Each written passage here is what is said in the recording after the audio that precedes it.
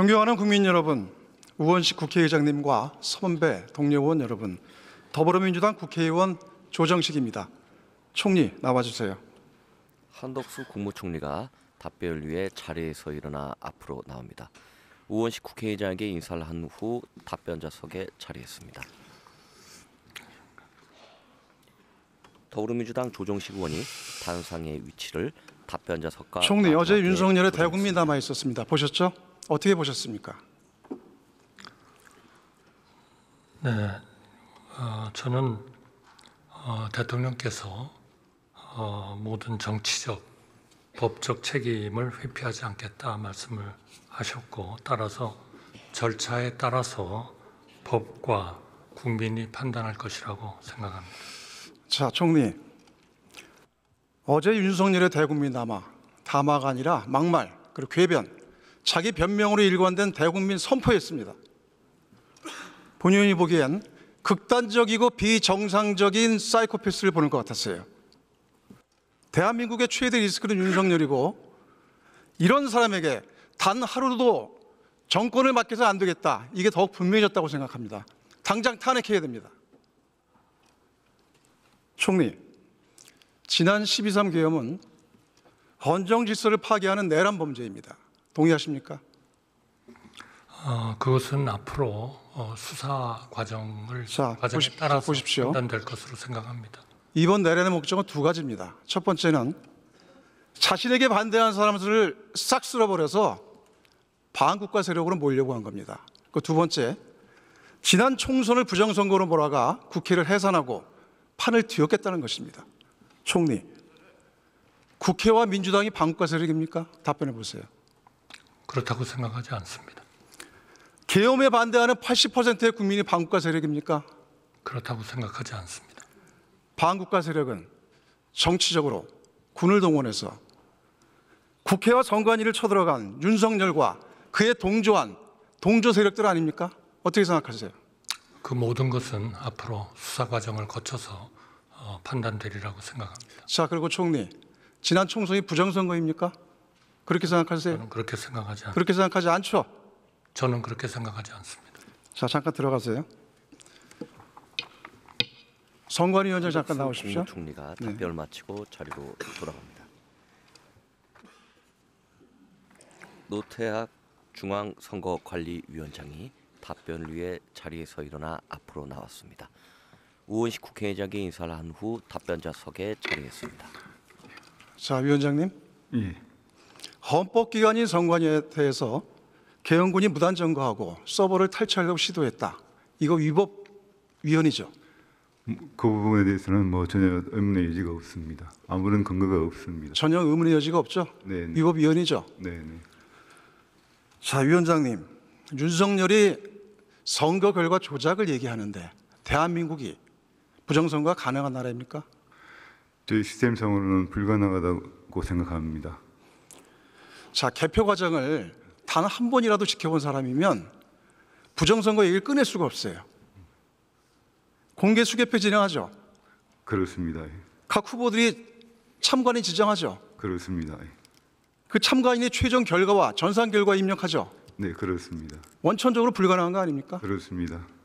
자, 그래서 이런 부정선거 주장은 일부의 극우 유튜버 주장에 빠져서 대한민국 선거 시스템을 부정하는 윤석열의 망상이라고 저는 생각합니다. 어떻게 생각하십니까? 부정선거에 대한 대통령 입장에 대해서는 상당히 충격적으로 받아들이고 있습니다. 네, 들어가십시오. 네. 노태학 중앙선거관리위원장이 답변을 마치고 자리로 돌아갑니다. 자, 총리 다시 나와주십시오. 한덕수 국무총리가 답변을 위해 자리에서 일어나 앞으로 나옵니다. 우원식 국회의장에게 인사를 한 후 답변자석에 섰습니다. 대한민국 헌법 제82조에 대통령의 국법상 행위는 문서로 하며 이 문서에는 국무총리와 관계 국무위원이 부서한다고 명시되어 있습니다. 알고 계시죠? 네, 알고 있습니다. 자, 저 PPT 잠깐 보세요. 1980년 전두환 최규하 비상기업 선포 당시의 공고문입니다. 당시에도 총리와 경제장관, 외무장관, 내무장관, 재무장관, 법무장관이 부서했습니다. 총리, 이번 계엄 국무회의 부서했습니까? 안 했습니다. 헌법에 나와 있는 관계 국무위원이 누구입니까? 국무위원 말씀하셨죠. 부서하도록 되어 있는 관계 국무위원. 국무총리 그리고 관련 국무위원입니다. 자, 지금 이 자리에 나와 앉아 계신 국무위원 중에서 부서한 사람 있으면 일어나 보세요. 없습니까? 자, 기재부 장관 그리고 외교부 장관 그 자리에서 일어나 답변해 보세요. 부서했습니까? 자, 기재부 장관 아무도 안 했죠? 총리 아무도 부서 안 했으면 이번 계엄 선포는 헌법 제82조 위반입니다. 그렇죠? 그거는 앞으로 사법 절차를 통해서 명료하게 되리라고. 법에 나와 있지 않습니까, 총리? 전두환보다 더해요, 윤석열이. 2년 내내 그러셨어요, 총리는. 위법한 국무회의입니다. 맞습니까? 다시 묻겠습니다. 국무회의 자체가 굉장한 절차적, 실체적 흠결을 갖고 있다고 생각합니다. 헌법 82조에 규정돼 있잖아요. 전두환보다 더한 위법 국무회의입니다. 자, 총리. 내란의 피의자 신분으로 소환 통보 받았죠? 네, 받았습니다. 언제 출석합니까? 수사 절차에 따라서 잘 협력하도록 하겠습니다. 자, 피의자 신분이라는 게 뭡니까? 범죄 혐의자란 얘기입니다. 그렇죠? 네, 그렇게 알고 있습니다. 총리가 피의자 신분이라는 것은 내란 계엄의 동조자가 될 수 있다는 얘기입니다. 어떻게 생각하세요? 그것 역시 제가 적극적으로 수사에 협조해서 수사 당국이 결정을 하리라고 생각합니다. 저는 그런 적이 없습니다. 자, 한 가지 더 질의하겠습니다. 이번 계엄은 오래전부터 치밀하게 준비한 것이며 특히 지난 9월 김영현 국방장관 취임 후에 본격적으로 착수한 것으로 보입니다. 특히 계엄의 명분을 위해 대북 충돌을 일으키려 한 정황들이 드러나고 있습니다. 김영현 전 장관이 북한의 오물풍선을 경고 사격, 원점 타격하라고 지시했다는 제보가 있고 방첩사, 드론작전사령부, 정보사를 동원해 북한의 무인기를 서북도서에 보냈다는 제보도 있습니다. 총리, 우리 군에서 무인기 보냈다는 의혹 어떻게 생각하십니까? 군에서 보고받았어요? 저는 들은 바가 없고요. 국방부도 그거는 뭐 부인도 시인도 하지 않겠다라고 얘기한 걸로 알고. 자, 이런 의혹 이미 다 드러나고 있어요. 국민적 의혹을 갖고 있습니다. 이거 말끔히 해소하기 위해 군에서 조사 지시하시겠습니까? 제가 지금은 조사를 지시할 그런 입장에는 있지 않는 것 같습니다. 앞으로 여건이 되면 앞으로 권한을 갖게 되면 조사하시겠어요? 앞으로 그럴 상황이 된다면 그때의 상황에서 판단해 보겠습니다. 자, 들어가세요. 한덕수 국방 차관 국무총리가 나오십시오. 발언을 마치고 자리로 돌아갑니다. 김선호 국방부 차관이 답변을 위해 자리에서 일어나 앞으로 나옵니다. 우은식 국회의장에게 인사를 한 후 답변자석 앞에 섰습니다. 예, 차관입니다. 북한에 무인기 보냈습니까? 예, 의원님 그것은 저희가 기존에 했던 확인해 드릴 수 없다는 저희들 입장을 좀 이해해 주셨으면 좋겠습니다. 확인해 줄 수 없다는 얘기는 예, 부정하지 않겠다는 얘기로 들려요. 예, 그것에 대한 해석은 의원님의 해석이시고 저희들은 뭐 국가안보상 밝힐 수 없다는 얘기입니까? 예, 그렇습니다. 아직도 정신 못 차렸어요. 국가를 위기에 넘은 사람들이 국가안보 운운합니까 지금? 자, 만약 무인기 보냈으면 어떤 법령에 위반합니까? 저희가 뭐 그 사실 자체에 대해서 확인해 드릴 수 없기 때문에 가정에 대해서는 답변 드릴 수가 없습니다. 정전협정 위반이죠. 제가 뭐 해당되죠. 가정에 대해서 답변 드릴 수가 없다고 말씀드리겠습니다. 외환죄 해당되죠.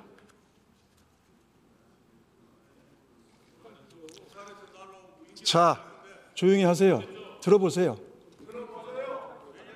자, 이 문제는 계엄의 일련의 과정과 실체와 관련된 굉장히 중요한 대목이기 때문에 확인이 돼야 됩니다. 그리고 반드시 밝혀질 겁니다. 들어가십시오. 김선호 국방부 차관이 답변을 마치고 경찰청 차장 자리로 나오십시오. 돌아갑니다. 이호영 경찰청 차장이 답변을 위해 자리에서 일어나 앞으로 나옵니다.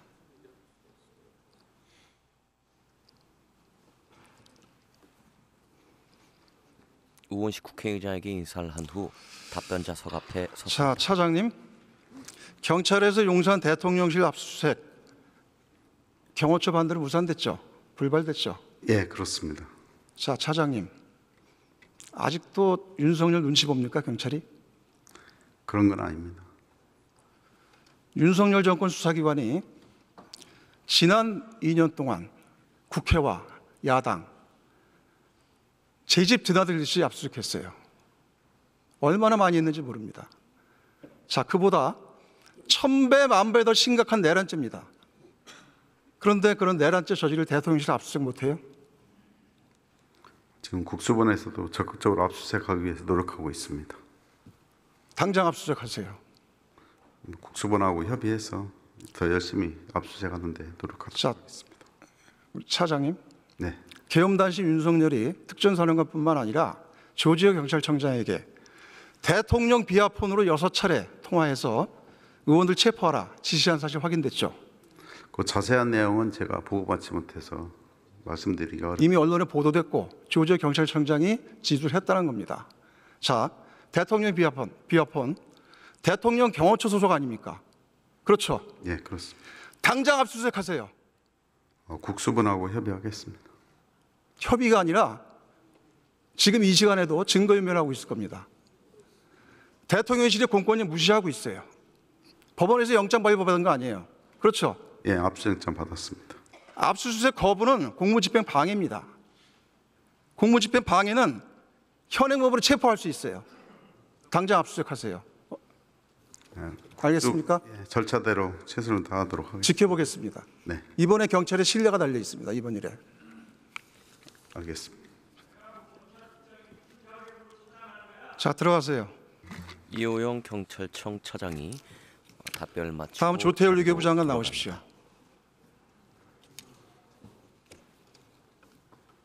조태열 외교부 장관이 답변을 위해 자리에서 일어나 앞으로 나와 답변자석 앞에 섰습니다. 장관님, 네, 이번 계엄 국무회의에서 계엄에 반대한 것으로 알고 있습니다. 맞습니까? 그렇습니다.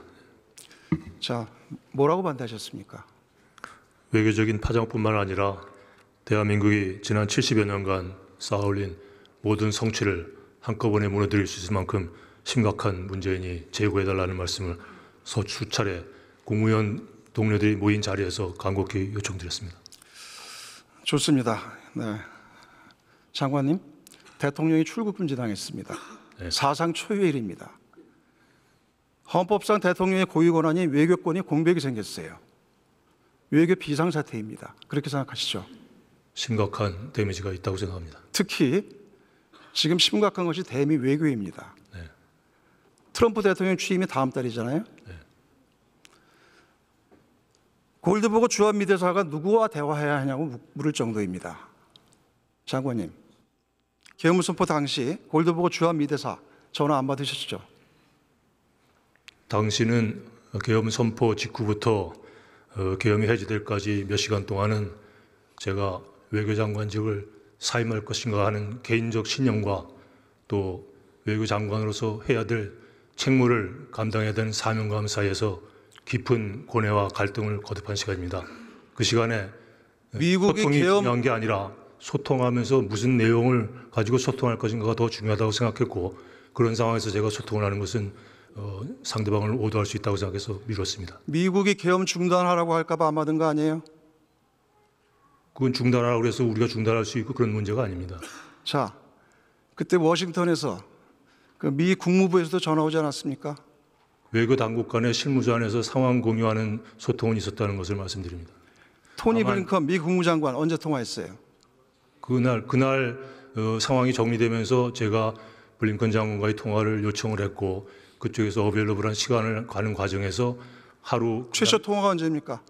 6일 날 아침이고 그게 늦어지기 때문에 제가 골드버그 대사를 먼저 5일 날 저녁에 만났습니다. 자, 6일 날, 3일 지나서 6일 날 통화한 겁니까?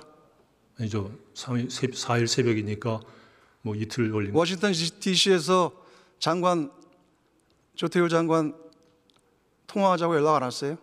글쎄 그 시간에 왔었죠? 그 시간에 제가 그런 고민 때문에 미뤘다는 상황이 완정될 때까지 미뤘다는 말씀을 자, 그리고 제이크 설리반 백악관 안보보좌관 네.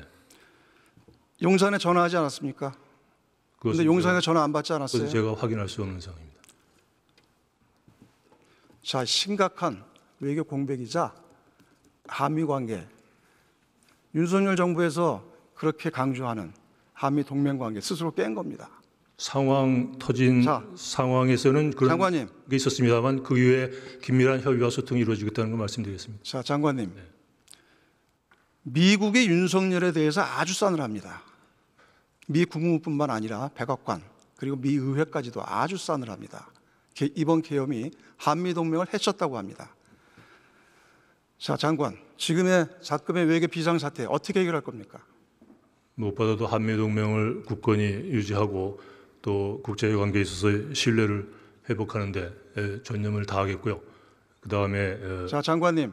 헌정 질서가 회복되면은 빠른 시일 내에 저는 정상화되리라고 생각합니다. 자, 헌정 질서 회복이 제일 중요하죠? 동의하죠? 네. 자, 답은 딱 한 가지예요. 윤석열이 대통령직에서 빨리 물러나는 것입니다. 그래야 현재 공백인 외교권도 다시 세우고 그리고 대한민국이 정상화될 수 있습니다. 동의하시죠? 무엇보다 중요한 것은 민주적 절차에 따라서 헌정 질서가 회복되고 국정이 안보 회복되도록 안정되도록 국민의 뜻을 받드는 것이고 그러한 방안이 무엇인지에 관한 결정은 국회에서 하고 그것의 합헌성 여부는 헌재에서 하리라고 저는 생각을 합니다. 자, 들어가십시오. 네. 조태열 외교부 장관이 답변을 마치고 자리로 돌아갑니다. 더불어민주당 조정식 의원이 탄상의 위치를 의원석 정면을 향해 조정하고 있습니다.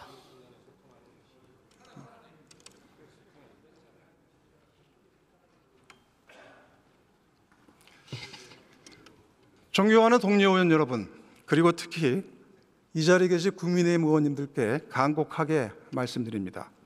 내란 수의 윤석열은 아직 살아 있습니다. 지금 이 순간에도 대한민국은 추락하고 발언자의 발언 시간이 초과되어 마이크가 꺼져 있는 상태입니다.